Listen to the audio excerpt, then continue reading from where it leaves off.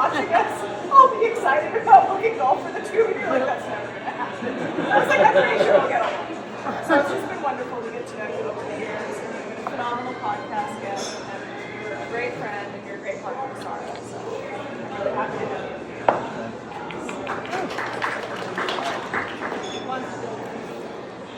I'll go next. Okay. Following Lee driving from London to Manchester, middle of the night, he's going 100 miles an hour. I have no idea where I'm going. Just a different place. Who else has been traumatized by Lee's Or driving? in his little red Golf through San Jose, like maniac. Cheers, happy birthday. Checks out. You know what? So mine was going to be coming home from Mexico in the BMW, like 1 in the morning, speeding, getting pulled over, getting a ticket through a construction zone at like midnight. That was going to be my memory. Different car, Same same story. speed. I don't think you told me about that. Oh, I did. I could. Okay, I blocked it out.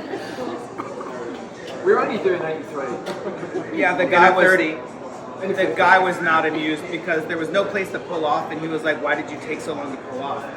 He's like, "Well, there's nowhere to pull off. I had to take a right, We're on the there's no freeway." shoulder." Yeah, and he was not amused. So and it was very late, so that was a fun night. Yeah. Okay, I'll go. Actually, mine's not bad, Lee. But my favorite memory is you laying on the ground in the fetal position for like an hour. And you only did 3 laps. All at once? Yeah. And then what he's missing out is I did 3 laps by myself. He's fucking cleared up. And Nate has a picture somewhere like, No, he's still on the bike.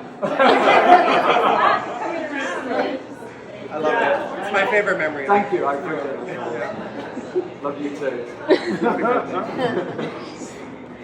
So this isn't necessarily a memory, but I met Lee through track cycling and came over from Northern California and went not to Velo Sports Center. Just had all the ambition and goals and like dreams to make things happen and get plugged in, and that was met with some resistance in the community. And how he said certain things to me that he acted differently in public, which was good, but how you portrayed yourself and acted and what you did to accomplish what you wanted for that period of time to like make those goals was really cool to watch and really inspiring to watch. And then even more so, understanding when that was done and when it wasn't making you happy and fulfilling you, to make the choice to move on and find something that really did fulfill you and give you the opportunity to make the impact that you want to. It's just cool. It really, I appreciate that. It's been enjoyable to watch through the goods and the bads and the different things we've talked about. Mostly just the conversations about USA cycling. So. You have to fucking ruin it again. Yeah, but good job. You've it's been inspiring in a lot of ways to watch you just take it and run with it and make it happen. Along similar lines, I feel that my favorite memories were our walks during the pandemic. We were pandemic pals, whatever, and we would take daily walks all over Long Beach. I think you need to tell the story even more. She would come round and literally kick me out because I just had surgery. Oh yeah, just I was had fucked shoulder out of my surgery. face on edibles, recovering from surgery. I was like, come on, we're walking, let's go. I gotta get out. But yeah, that was during the time where you were like figuring out what you were going to do in the next phase of your career, and it was really cool to be part of like watching your process grow and develop. And I also admire that you were able to make such a change, and I think it's just part of your personality to make a decision and then like figure out how you're gonna make it happen. And I admire that about you, and I enjoy our walks, and I feel like we should do more of that. And you were a part of that. You helped me with a ton of that. Like I shared so much with you about what I was thinking and how I was going to do it. Yeah, I feel like you like thought it through a lot, and I'm honored to have been part of it. I take credit for the name, Maximize Your Potential. I feel like I'm integral in that.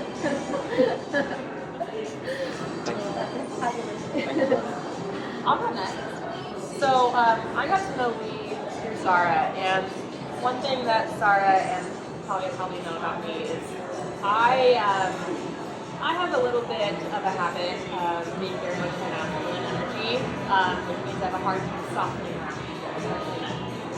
And probably one of the reasons why I don't have a lot of really safe friendships is one, I don't like y'all in, but whatever.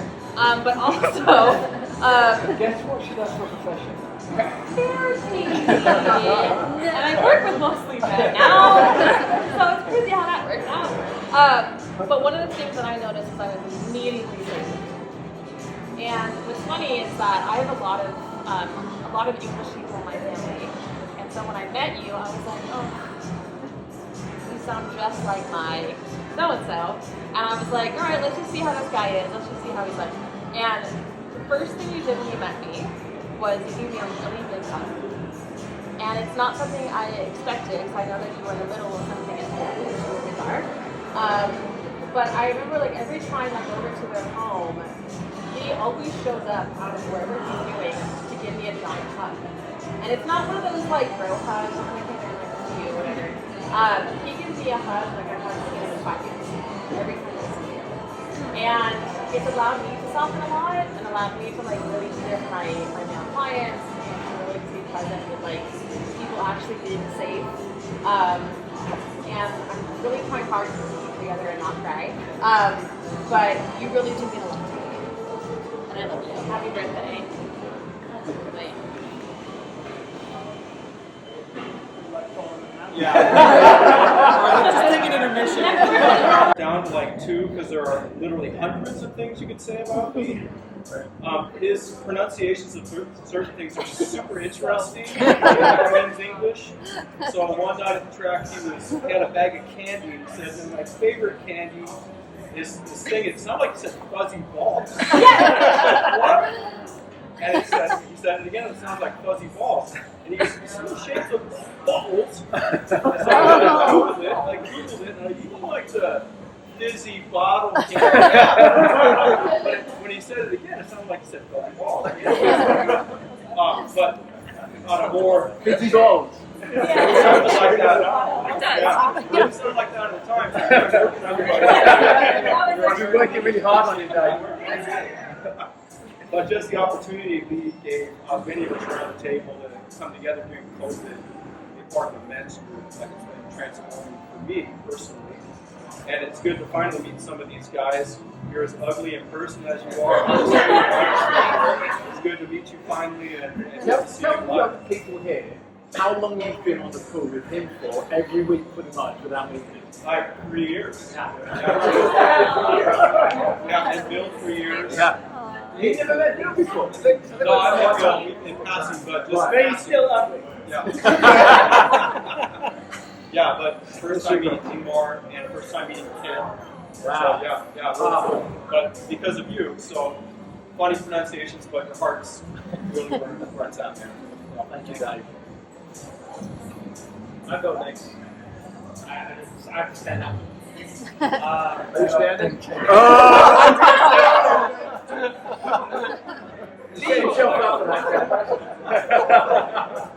Lee was my coach, my cycling coach, and I had to solicit him in a dark parking lot.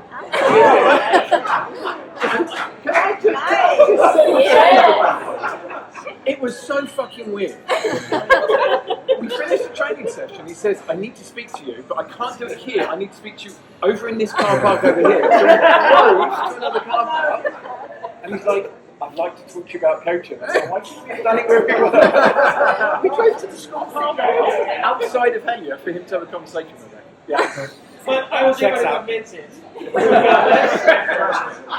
So we started this coaching relationship, and then I crashed a lot. So I always send him, hey, assess my injuries, and it always happens around here. Only 2 spots. So one day, You think he's joking? He's not joking. I've seen pictures of his ass at least 10 times. and one day I was riding my motorcycle, and then I pulled over my handlebar, and I even took a picture of that. It wasn't even track cycling related. I But was anyway, coaching you at that point. so and one day he said, "Stop."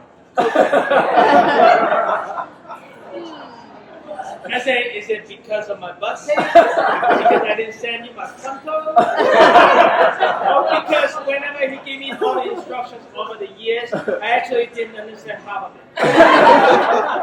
So I say, No, you didn't understand it. You just chose not to do it. he would say go 125, fuck, Harriet is 335.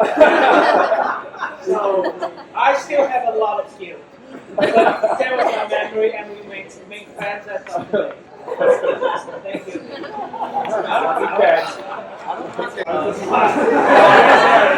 Sorry, go first. You guys get up quicker. But yeah, so he was looking for a Tesla. He liked the performance of the Tesla, and he's decided to invite Evan and I out for a test drive. Little did we know, we hop in the car, and this man is the night before. I forget. It was my birthday, so we went out. Yeah. We had a few drinks. Yeah. Feeling pretty rough the next day. This is a tough time. We hopped in the car and we're going for this test drive, and he is pedal to the metal like every single time. And he's like staying on the gas. There's like stop traffic, like this upcoming light. I'm like, you're gonna stop, right? You're gonna slow down. No, he's just like still going. He's like really trying to feel the performance of this thing. But yeah, no, I was very scared for my life. I'm sure a lot of you guys have experienced Lee's driving, so I think we're seeing a theme here. Yeah. No one ride with Lee. that was what sold him on that car, I guess. The screams. It wasn't the speed, it was the fear in your eyes. He was like, this is This is what I've been looking for. I guess that's why he bought it. I'm not going to lie, I did enjoy it a lot. So you're gonna give him 30 minutes. Nobody's else in the car but us. He's got every 30 minutes. Hostage, like, yeah. We went to pick up Dalton, because we went to pick the car. Dalton parked somewhere else, or whatever it was. He was going so fast, he couldn't stop. He flew past the hotel market, and he went in the wrong direction because he couldn't stop at the time. Absolutely. Yes, and at stoplights, stop cars. Full gas. Into stop cars. Did we crash? No. Did you die? Or did we crash? Did anybody die? But on a more serious note, Lee is the person who introduced me into track cycling, and it's completely changed my life. It's my main thing, and it's what I've poured so much of my time and effort into, and it's something that I never would have tried if it wasn't for Lee reaching out to me. I remember that phone call when I was in Grand Junction, and I was still thinking about do I really want to try this thing? Do I really want to commit to this thing?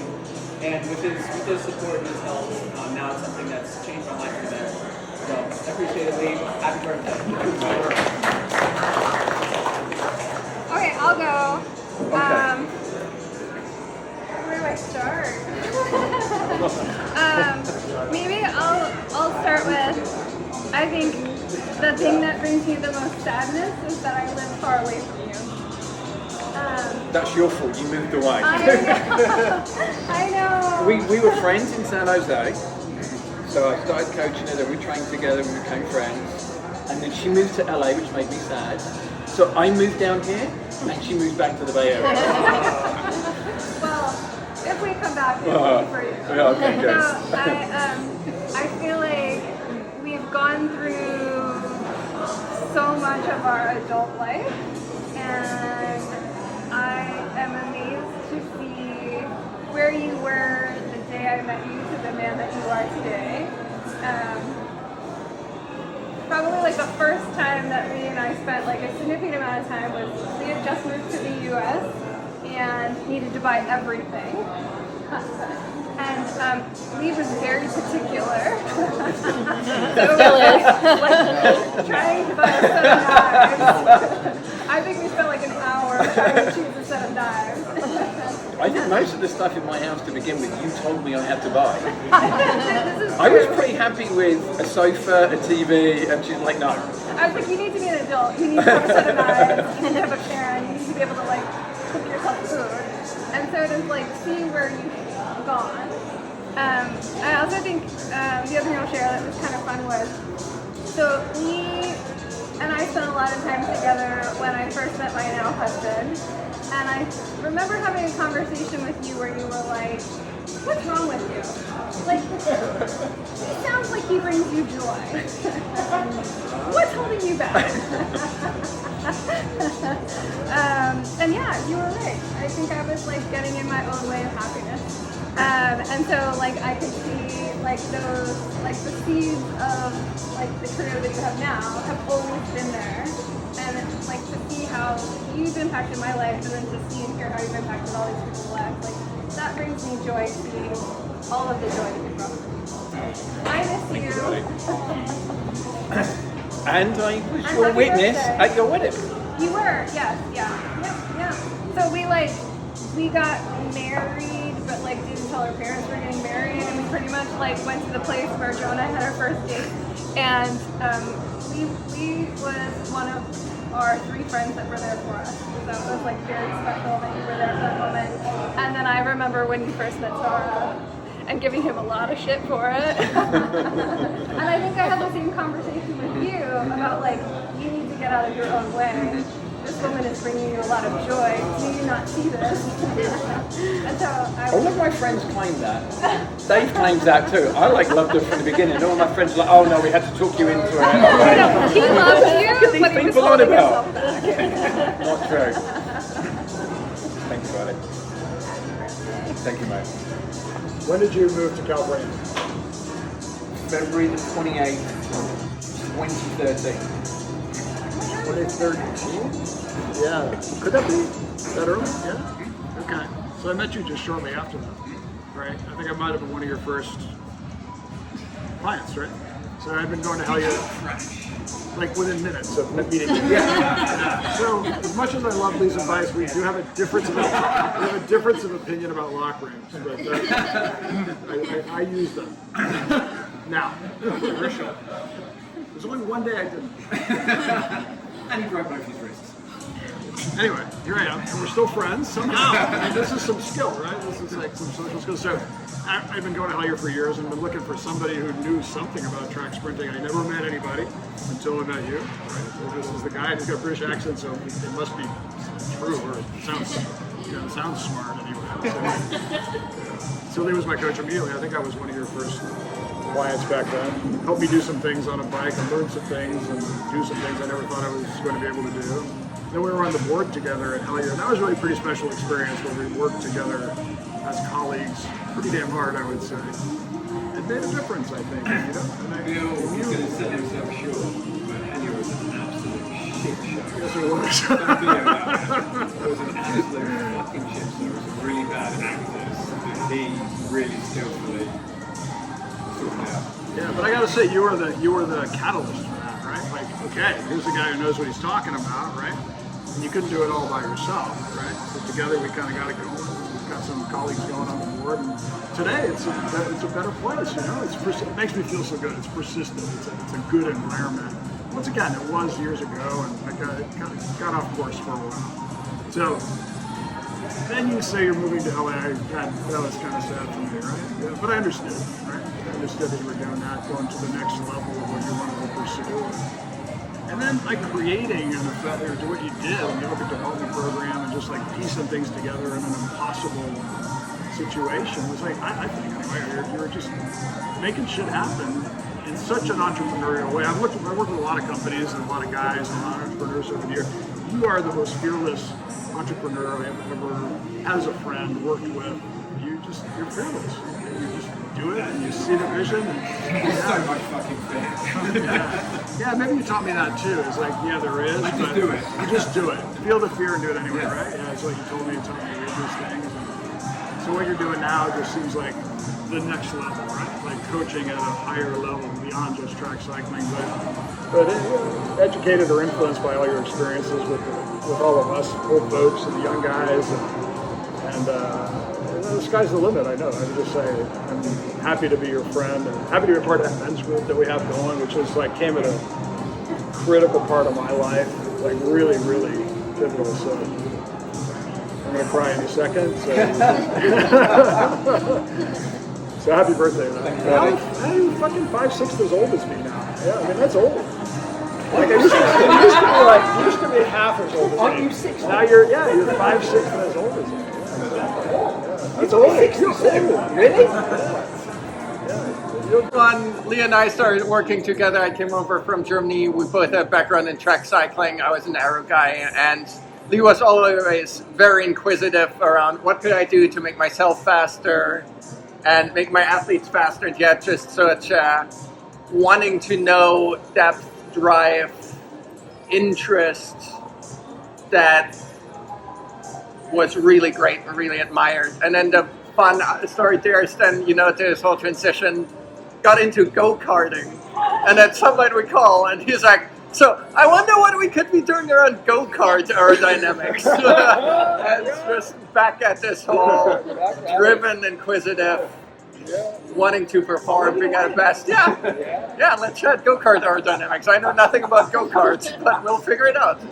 And so just I lost 5 pounds. the obsessive wanting to do well thing, I think super good quality. The second one is just mate. I wish I could say that, but I guess it doesn't work for a German. But you do the mate thing pretty well. What's a German term of endearment? We don't have mates. We don't have friends. Dear colleague, esteemed colleague. Exactly. We don't have that. We've been teaching him. And so I met pretty much everybody because of Rex. I wouldn't have met Rex without Lee. I wouldn't have gotten married to Rex without Lee. But also, I think maybe besides Travis, Lee was probably one of the first people that'd be like, they could probably like. He was like, Keely has good, like, top, like, I don't even know what to call it. Yeah, good jumps. Rex has good, like, endurance. Babies. Long-term plan. Wait, I tell you the long-term, it was a long-term plan. I continued track cycling coaching. I was Creating. This was a long-term project. I was going to be a track cycling coach for the last 20 years. He's like, we can do that. So the science project is, LA, and it just kind of worked The out. first race I did in LA was against you. Yeah. That was my first race. Who won? I did. I think I did 200, and then I did like one ride against him, and I was dead. Then I had 2 more rides. He did 11, 8, 8, 200 in his first couple of 200. Yeah. But, This kid's not bad. So again, like you introduced me to a whole new world that's now my entire life. I wouldn't be where I am now without you. I really appreciate that. I do remember one highlight is I think it was States, that first year we did together. I think we did with Travis. I think Travis dropped us. No, I actually caught him by the line. I have video evidence. I did actually catch him by the line. It was fucking hard, but I caught him by the line. I remember like floating behind you for the second lap, and as we were doing our exchange, the wheels fell off Oh, the yeah. lap. So like we were both, I felt like we were both backpedaling.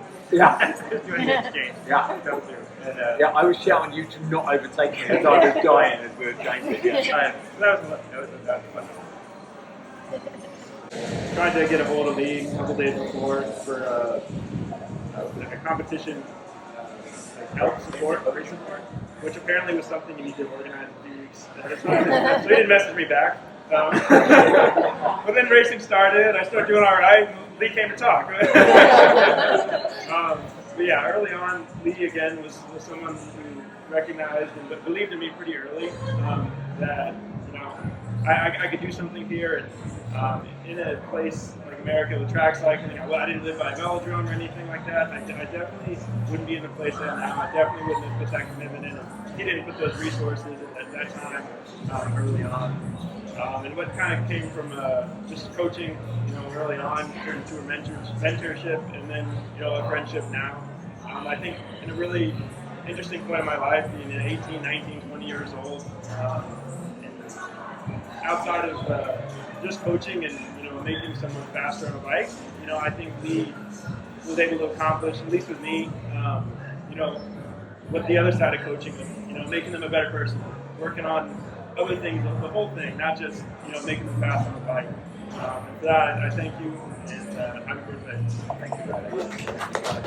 Thank you.